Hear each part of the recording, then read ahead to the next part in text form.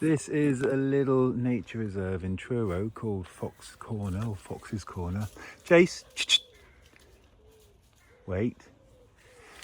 I've seen deer in here, lots of... Jason! Oh, he's just going to scare anything off. Oh well. Onwards. Oh, maybe not. It's gone the wrong way. So it's a little triangle of land between three railway lines. And they turned it into a lovely little place. This might be barefoot, nicht so good. The worst ones, okay, brambles, I can probably step through these. What I find really annoying is stinging nettles, because if you get you have to walk through a big patch, you're going to, look at that, you're going to get really stung. That's fairly impenetrable. But onward, yeah, I think, Jace, come back. Oh, what, now I've got to step through all that. Totally unprepared. We're going to come back this way.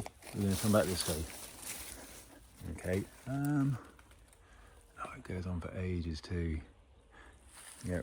No, Jace, we're going to come back. Oh. Okay. Adventure fail. I think even with shoes, you'd want some big trousers on, or you'd end up being a member of the Laceration Nation.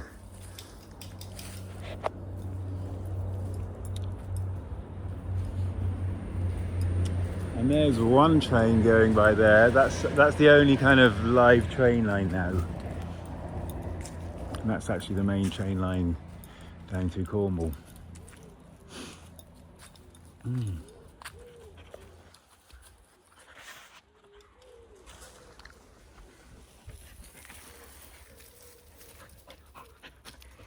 Right, I'm going to put my phone away and hug some trees.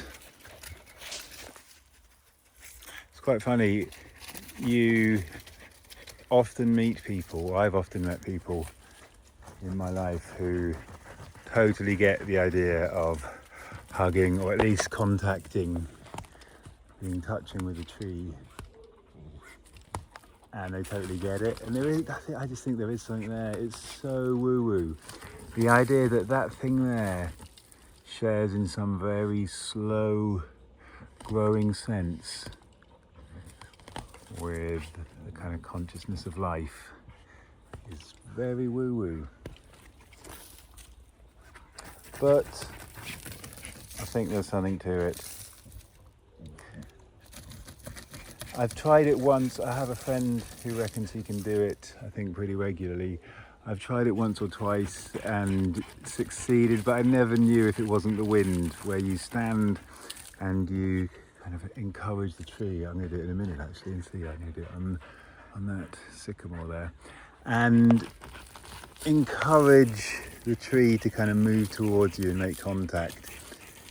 And it's quite exciting when it happens, but you've always got to be skeptical. See right there, those leaves are moving now. And sometimes they do make kind of jumps, which you can easily interpret. But so I think that is possible. I definitely think there is benefit to be had, kind of deep life benefit, to be in direct contact with a big old tree. Yeah. I don't think most of the people who've lived at different times would think that's crazy.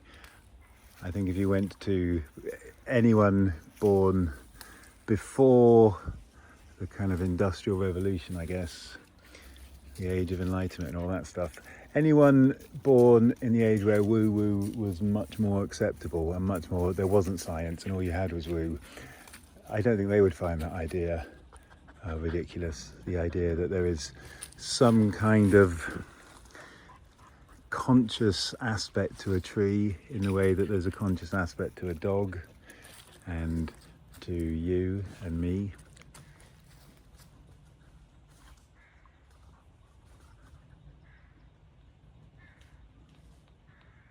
It's a bit like being barefoot, I think. It's this, that nobody, I imagine if you put shoes on any human picked at random, from a time, so when I say shoes, I mean insulating shoes, I mean rubber shoes. I don't mean, you know, leather or clogs, etc., or cloth. So yeah, if you put someone on insulating shoes and tell them they have to spend their life living insulated from the ground, I think they would notice something. I think they would find some kind of discomfort quite quickly from that. Again, that's just a hunch, but now, is this? No, it's not. I was checking if it was a Cornish badger hole. Doesn't have the, no, it's not, which is lucky.